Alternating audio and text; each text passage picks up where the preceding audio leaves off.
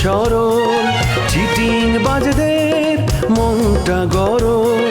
কেউ বলে না ভাই ন্যায্য কথা বলার মতো একটা মানুষ চাই। আমরা ন্যায্য কথা বলার মতো একটা মানুষ চাই।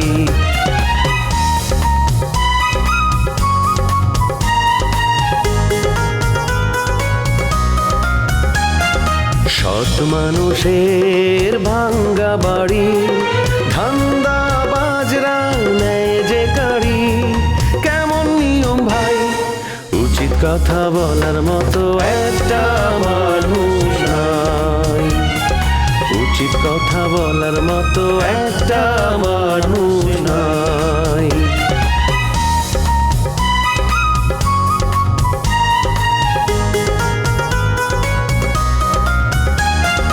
চোরের মায়ের বড় গলা, মিথ্যা দিয়ে সত্য বলা। ভদ্রলোকের ভালো এক সমাজেই বাস করে ভাই চিটার এন্ড জেন্টলম্যান। শিউলি ওদের পরিবারেও পছন্দ করবো না, কাউরে পছন্দ করবো না। সে অলরেডি রবিরে মন দিয়া ফালাইছে। এই বদনাম রটাইবেন না। শিউলি কোনোদিন রবিরে পছন্দ করে নাই। রবি শিউলির হাতে পায়ে ধরছে, কিন্তু শিউলি তারে না করে দিছে। আপনাকে দেখে আমার অনেক নির্লিপ্ত মনে হচ্ছে। মনে হচ্ছে আপনার ফ্যামিলি আপনাকে জোর করে এখানে পাঠিয়েছে। আপনি ভুল বুঝতেছেন। আমি স্বাধীন চেতা মেয়ে। আমার পরিবার আমার মতামতের বিরুদ্ধে কিছুই করবে না। কারণ আমার এই টাকা বহু কষ্ট করে মাথার গাম পায়ে ফেলে আমি কামাই করছি। হ্যাঁ, এটা যত্র তত্র আমি বিলায় যাবো না। আমি দান ছত্র খুলে পড়ছি না, আমার টাকার গাছ লাগাইছি। আমার প্রেমিকারে বিয়ে করে নিয়ে যাবো এই সাহস কোন শালার আছে? আমি তো ওই শালারে বাড়ি পর্যন্তই ঢুকতে দিব না। ভুল করতেছো। যে শালায় বিয়ে করতে আইছে তার বাপে তোমার বাপের চেয়েও বড় শিল্পপতি। তোমার বাপের 3 বার কিনতে পারবো। আপনি তো মুখে চেনেন মুই কি ধরনের মাইয়া, সেইগুলো মোর সাথে করতে পারবে না।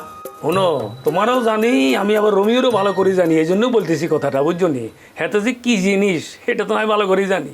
কোনো মতলবে কাজ হইবে না দুলা ভাই। আর শোনেন, মোরা কিন্তু আরেকটা নাটক শুরু করতে যাইতে আছি, সেখানে কিন্তু আপনি অবশ্যই থাকবেন।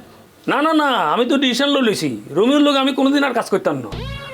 এইটা আপনি অনেক বড় ভুল করবেন দুলা ভাই। আপনি এখনো 10 নম্বরে পড়ি আছেন, বুঝছেন? আপনি টুক করে এখানে ঢুকবেন। আপনি কি ডিরেক্টর হইতেন না? ডিরেক্টর ওয়াল লিগে আপনার তো এখানে কাম করতে হইবে। আচ্ছা ঠিক আছে, এটা দেখা যাক। এখন তোমার যেটা বলতেছি, তুমি একটু রোমিওকে টেকনিক্যালি অ্যাভয়েড করে চলো। অবশ্যই কোনো সমস্যা নাই, সেটাই আমি করবো। ঠিক আছে। তো দুলা ভাই, আপনি মনে হয় অনেক রাগ হচ্ছেন। চলেন মুই আর আপনি কোথাও থেকে ঘুরে আসি। না না না, এখন তোমার নিয়ে ঘুরতে গেলে অনেক বিপদ আছে। তার সাথে শুনো, তোমার একটা কথা বলি, ওই রোমিও যে কোনো সময় এখানে হামলা যেতে পারে, বুঝছো? আমি আগে হাতের একটু হ্যাঁ যান, তারা আটকান ভালো করে আটকে রাখেন। যান। এই রোমিও কি আইছে? হ্যাঁ,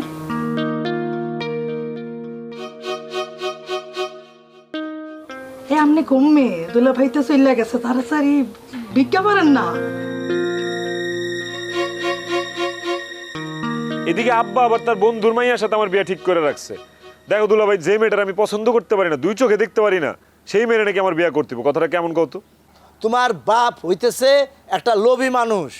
তোমার বাপের বন্ধু তোমার বাপের চেয়ে অনেক বেশি বড় লোক, ধনী। এখন সেই মসজিদে অনেক খারাপও হয়, তাতেও তোমার বাপের কিছু যায় আসে না। ফাজিল। দুলা ভাই, আমি শিউলির ছাড়া বাঁচুম না, তুমি একটা ব্যবস্থা করো। আমি কি ব্যবস্থা করবো? তোমার ভাবে আমারে 2 পয়সা দা মূল্য দেয়, আমারে চাকর বাকরের মতো ব্যবহার করে। আমার দুঃখ নাই, আমার কষ্ট নাই দিলে। বুঝছি, তোমার কারো কিছু কইতে হইব না। প্রয়োজনে আমি নিজে শিউলির কাছে যাবো, যা শিউলির কাছে আমি ক্ষমা চামো। ক্ষমা চাইলে কোনো কাম হইতো না। শোনো, তোমার বাপে শিউলিরে যে অপমান করছে, আবার সে এক বেটিরে নিয়ে ঘোরাঘুরি করে, সেগুলিও মানুষ জানে। বাপের যদি এই রকমের খারাপ দোষ থাকে, তাইলে কি সেই ছেলে কোনোদিন বিয়ে করতে পারে? ঠিকই কইছো। আমি দেশেই থাকুম, আমি যাবো বিদেশে, সব ছাইরা ছিরা। আর ভালো লাগে না, আব্বা যা শুরু করছে, মানে মানিজ্জত বলতে আর কিছুই নেই, কারণ মুখ দেখানোর জায়গায় নেই, তুমি জানো। তুই কোনো চিন্তা করিস না, আমি দেখতেছি কি করা যায়। যা, তুই যা, তাতে যা। তুমি একটু দেখো দুলা ভাই, তুমি দেখলি।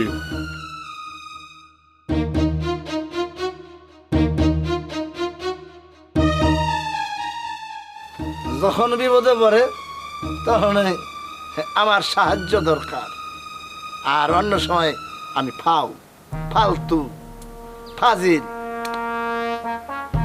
এবার বুঝগা মজা? আমি সিদ্ধান্ত নিয়ে ফেলেছি, না নির্বাচন আর করুন না, শুধু শুধু টাকা নষ্ট করে কোনো লাভ নাই। আপনার সাথে আমি একমত স্যার। আপনি কি কারণে টাকা নষ্ট করবেন? হ্যাঁ, আপনার কপালে কিন্তু পাস নাই, বুঝছেন?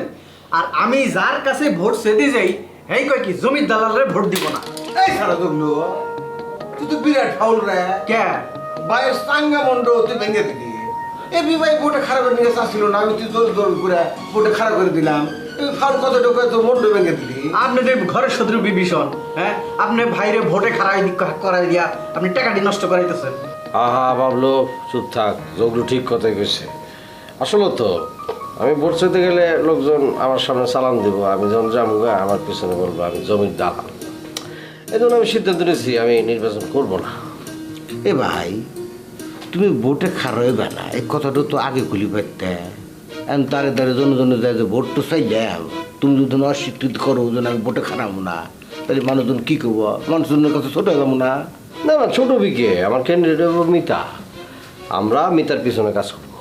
দূর সাঁতার তো মিতে করুন না, তো মিতা খিড ওকে এলাকার কোনো লোক চেনে? হ্যাঁ শোন, আসল ঘটনা হইলো লতার বাপে দড়ির উপর রাহার নিগে রাজা ভাই ইচ্ছে করে মেয়েটা এনে দাঁড় করে দিছে। রাজা ভাই নিজেও জানে একে দিয়ে ভোট পাইব না। বা এখন আমার সাপ কথা, খালি মাঠে গোলদি ভোট দেওয়া যাবো না। তুমি যদি হতে ভোটে না খারাও তাহলে আমি নিজেই ভোটে খারাপ দেয়। আপনি হবেন চেয়ারম্যান না, আপনার তো বাচ্চা বলা কোনো দাম দেয় না।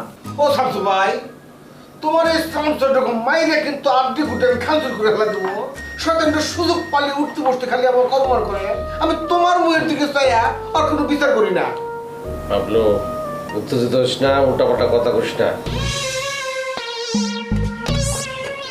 বসেন।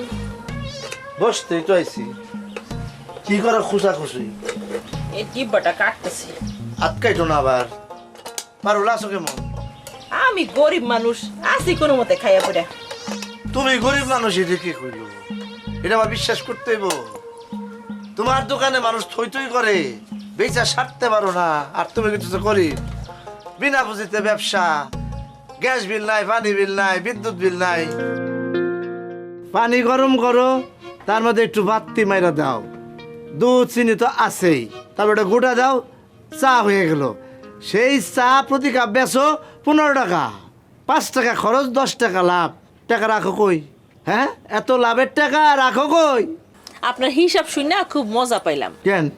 এই যে প্রতি কাপে আমি 10 টাকা লাভ করতেছি, এত টাকা যদি লাভ করতাম তাহলে কি আর এই টিনের দোকান রাখতাম, একটা বিল্ডিং তুলতাম, বুঝছেন? আমি নাকি লাভ করি। তো বিল্ডিং বানাও না কিসের জন্য? তাড়াতাড়ি বিল্ডিং বানাও। আরে ব্যাংকে টাকা রাখলেও কিন্তু রিস্ক থাকে, কিন্তু সম্পদ করলেও কিন্তু তার রিস্ক নাই। ঠিকই কইছেন, কিন্তু চা সিগারেট বেচা সংসার চালানো খুব কঠিন। হ্যাঁ, আপনি কেমনে বুঝবেন? আপনি কি আর সংসার চালান, সংসারের হিসাব আপনি কি আর বুঝবেন? হ্যাঁ, ঠিকই বলছো।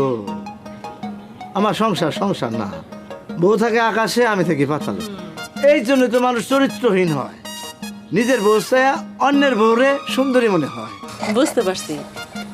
আপনার শ্বশুর কই? সে কি চলে গেছে না আছে এখনো? না, এখনো যায় নাই। তোমার দোকান খোলা আছে কিনা সেটা জানার জন্য পাঠাইছে।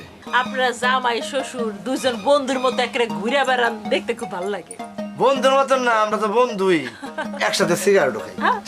এই শামশের সাহেব, হ্যাঁ, আপনি রিসোর্টের ক্যান্টিনের মধ্যে চা কফি থুয়ে পারুলের দোকানে চা খাইতেছেন, ঘটনা কি? ঘটনা অনেক জটিল, আপনার বলা যাবে না। আপনি সব সময় পারুলকে ডিস্টার্ব করেন, বিষয়টা আমার কান পর্যন্ত পৌঁছাইছে। আপনি কিন্তু পারুলের অনেক সমস্যার সৃষ্টি করেন। আচ্ছা, আমি পারুলের ডিস্টার্ব করতেছি, এই কমপ্লেন কি কেউ আপনার কাছে করছে? পারুল, তুমি কি শামশের সাহেবের কাছে আমার নামে বিচার দিছো? আমি ওনার কাছে বিচার দিতে যাব কেন?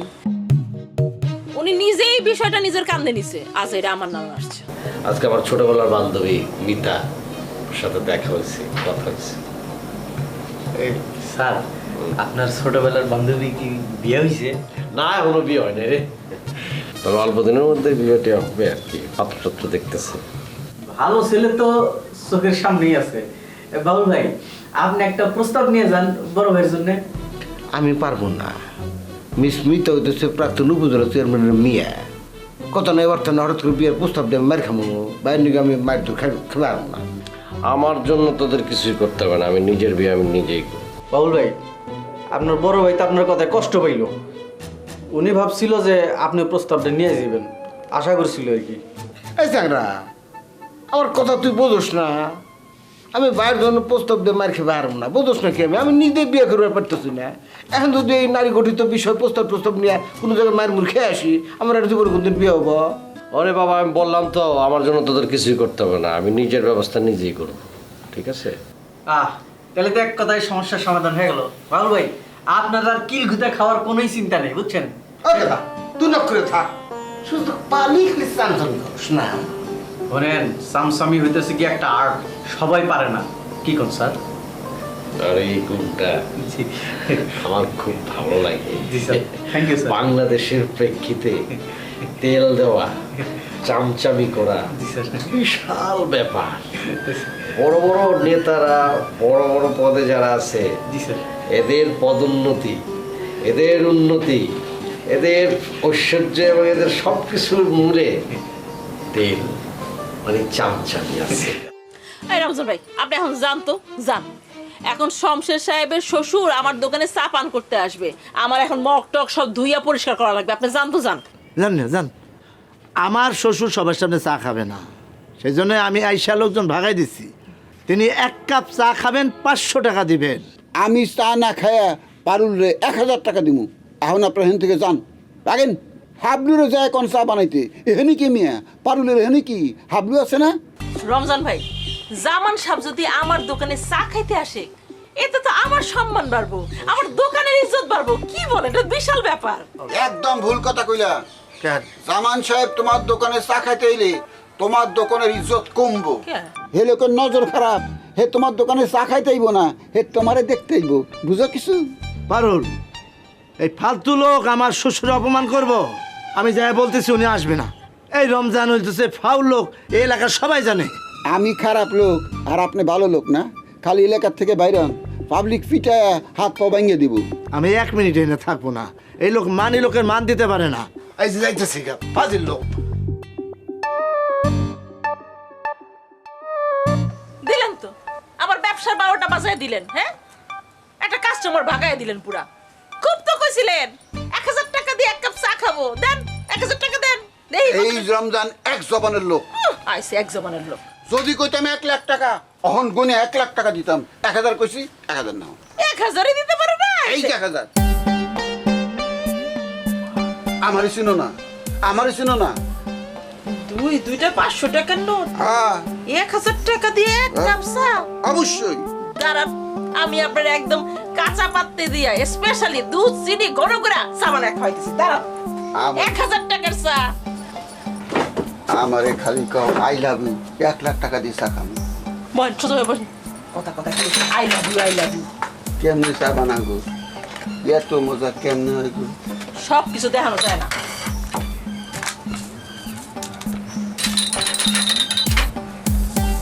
রমজান ভাই শুইরাকে বসে। তিনি আর একটা মুদ্রা। মিছিউলি, আপনি কিন্তু দারুণ বুদ্ধিমতী একটা মেয়ে। মানে গ্রামের কোনো মেয়ে এত সুন্দর বুদ্ধিদীপ্ত কথা বলে সেটা আমার জানা ছিল না। এখন একটু বেশি বেশি হইতেছে। আসলে আমি যা না তা যদি কেউ বলে আমার কাছে একটু আনইজি লাগে। আমি তো খুব সাধারণ একটা মেয়ে। আপনি উপলব্ধি করতে পেরেছেন যে আপনি সাধারণ মেয়ে, এর জন্যই তো আপনি অসাধারণ। আসলে আমাকে যখন আপনাকে দেখার কথা বলা হয়েছিল তখন আমি আমার মায়ের উপরে ভীষণ রাগ হয়েছিলাম। আব্বাকে অবশ্য কিছু বলতে পারিনি, সাহস হয়নি। অনেকটা জোর করে এখানে আসা, কিন্তু আসার পর আপনাকে দেখে আপনার কথা শুনে না আমি মুগ্ধ হয়ে গেছি। এই মুগ্ধতা ক্ষণিকের, আপনি ঢাকায় গেলেই ভুলে যাবেন। আর এটা নিয়ে বেশি কথা বলেন না, মাথায় চাপ নেবেন না। আমি যা কিছু বলছি সব কিছু কি আপনি অর্থহীন ভাবছেন? আমার কথাগুলো কিন্তু অর্থহীন না, আমার কথার বাস্তব ভিত্তি আছে। পরে দেখা যাবে ভিত্তি আছে কিনা। অনেক কথা হয়েছে, এখন চলেন বাড়িতে চলেন। গ্রামের মধ্যে 2টা ছেলে মেয়ে এতক্ষণ কথা বলতেছে, এটা দেখলে মানুষ খারাপ বলবে। আমি জানি সেটা, গ্রাম দেখেই তো এতক্ষণ মুখে মুখে কথা বললাম। যদি শহর হতো তাহলে তখন হাত ধরে হাঁটতাম। আপনি আমার হাত ধরতে চাইলে আমি ঠিকই মানা করতাম, কারণ আপনার সাথে আমার হাত ধরার মতো সম্পর্ক হয়নি এখনো। আর যদি আপনি এই ধরনের কোনো অফার দিতেন আমাকে, আমি ওই সময় ওখান থেকে বিদায় হয়ে আসতাম। শিউলি, আম সরি, আমার এভাবে কথা বলা উচিত হয়নি। আপনি মনে হয় আমার কথায় কষ্ট পেয়েছেন, আমি আবারও সরি। ভুল করে যারা সরি বলে তাদের জন্য আমিও সরি। যারা বেশি সরি বলে তাদের সাথে আমি বেশিক্ষণ কথা বলি না। আপনি আমাদের বাড়ির মেহমান, তাই আপনার সঙ্গে এতক্ষণ কথা বললাম। শিউলি, অনেকক্ষণ ধরে তোমরা কথা কইতেছো, আমি শিওর মাহিন্দ্রে তোমার পছন্দ হয়েছে। পছন্দ না হওয়ার কোনো কথাই না, একেবারে রাজপুত্রের মতো চেহারা। শোনো, তোমরা কথা কইতেছো তাই আমি ডিস্টার্ব করি নাই, আসি নাই। আপনি আসলেও কোনো সমস্যা হতো না, আপনার শালিকা খুবই শক্ত মনের মানুষ। মোটেও না, আমি খুব নরম মনের মানুষ, পুরো এলাকাবাসী জানে। আর দুলা ভাই, আপনি বরং তারে পুরো এলাকাটা ঘুরে দেখান, আমি বাড়িতে যাই, বাড়িতে অনেক কাজ আছে। ঠিক আছে, তুমি যাও, মাহিন্দ্রে আমি রিসোর্টের সব জায়গায় ঘুরে ঘুরে দেখাইতেছি। ঠিক আছে তাহলে আমি গেলাম। আর আমার দুলা ভাই কিন্তু ভীষণ মজার মানুষ, আর উনি যে এত কথা বলবে আপনার কথা বলার কোনো চান্সই থাকবে না। ঠিক আছে, তাই নাকি দুলা ভাই? আরে হ্যাঁ, মিশা কথা কয় নাই, ঠিকই কইছে। তাহলে চলেন আপনার সাথে সময় কাটাই। চলো। শোনো, একটা কথা কই, আমার শালি কিন্তু খুবই যুক্তিবাদী মেয়ে। যুক্তি ছাড়া কথা কইলে তার সামনে তুমি খাড়াইতেই পারবে না। তাই তো দেখলাম, কথার মার পেছে তো আমি বোকা হয়ে গেছি।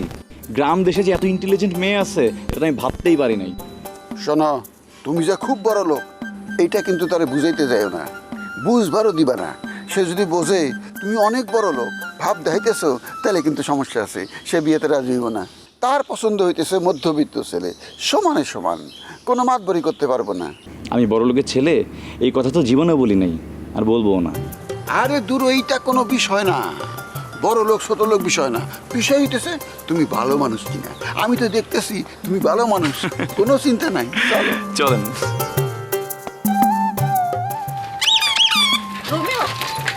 কি ব্যাপার? আমি একটা ব্যস্ত মানুষ, ব্যস্ত মানুষরে এইভাবে বাধা দানের কোনো কারণ থাকতে পারে না। তুমি সরো, আমার কাজ আছে, যাইতে দাও। রোমিও, তোর লাগে দেখা হয়েছে, ভালো হয়েছে। আমি তো তোর বাড়ির ওদিকে যাইতেছিলাম।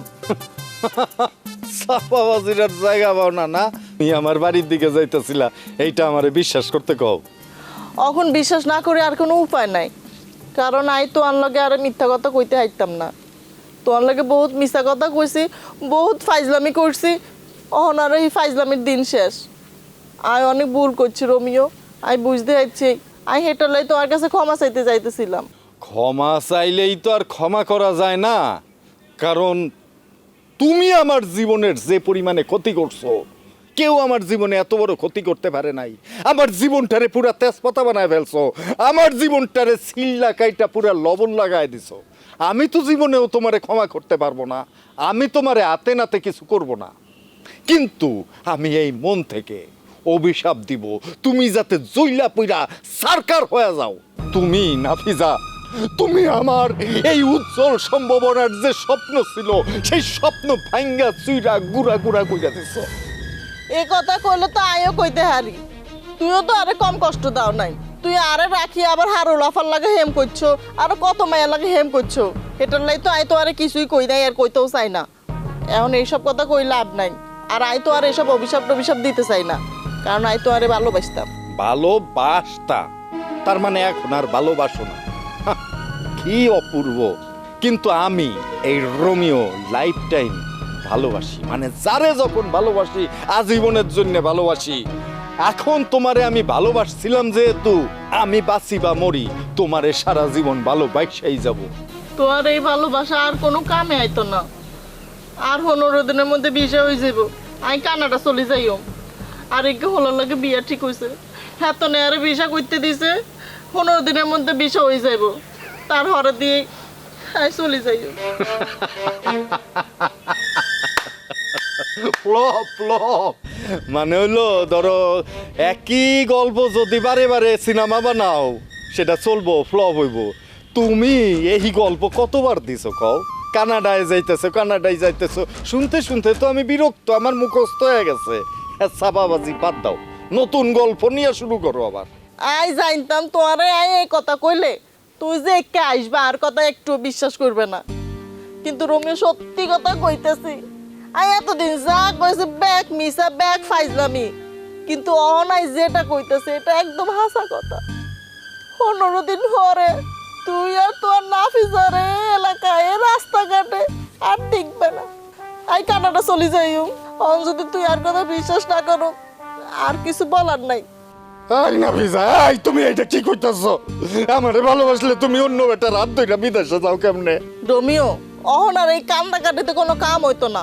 আই তো তোরে বহুবার কইছে আরে বিয়া করো, তুই আর তো কোনো কথার কোনো গুরুত্বই দাও নাই, সব সময় হাইজলামি করছো। তুই আর কথা উড়াই দি, তুই বিভিন্ন মায়ের লগে হেম করছো, ডলাডলি করছো। অহন আই কিতাম আর ফ্যামিলি তো বিয়ার সাথে ঠিক করে হালাইছে, তুই যখন আর বিয়াই করবা না হেটার লাইনে আই আর ফ্যামিলির কথা মতো রাজি হয়ে গেছি। নাফিজা, নাফিজা, আমি মরে যাবো, আমি মরে যাবো। আমি এই পৃথিবীতে আর থাকতে চাই না। তুমি ছাড়া এই পৃথিবীতে তাইকে আবার কি লাভ? নাফিজা, তুমি ওই পোলারে খবর দাও যে তুমি ওরে বিয়া করবা না। চলো নাফিজা, আমরা কাজী অফিসে যাই, আমরা বিয়া করে ফেলাই।